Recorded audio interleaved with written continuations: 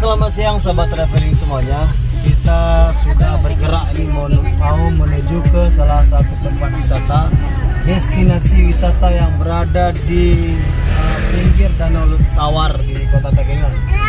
Yaitu kita mau ke kafe Teluk Mandali Cafe yang terletak persis di samping danau, sehingga kita nanti bisa menikmati pemandangan yang ada di Danau Tawar itu sendiri. Dan di kafe ini juga ada tempat ataupun mejanya itu sudah didesain khusus di atas air ya, terapung di atas air danau. Jadi suasananya pasti lebih indah. Oke, ikuti kami terus.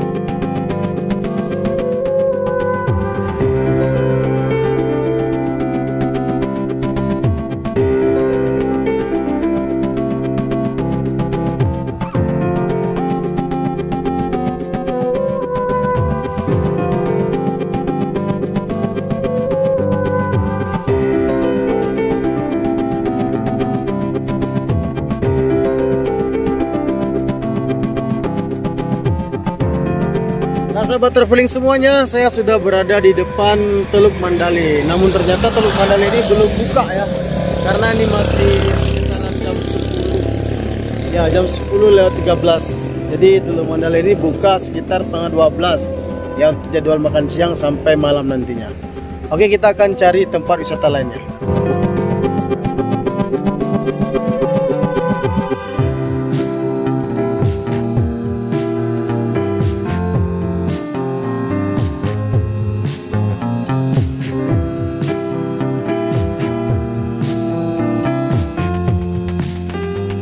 Nah sahabat traveling semuanya, kita akhirnya kembali lagi ke Buntul Rintis ya, karena ini merupakan tempat wisata yang lebih cepat dan mudah dikunjungi dan memberi kesan yang luar biasa. Walaupun sudah sering kemari, kita masih tetap mengunjungi Buntul Rintis untuk mengetahui bagaimana kondisi terakhir setelah beberapa tahun Buntul Rintis ini dibangun.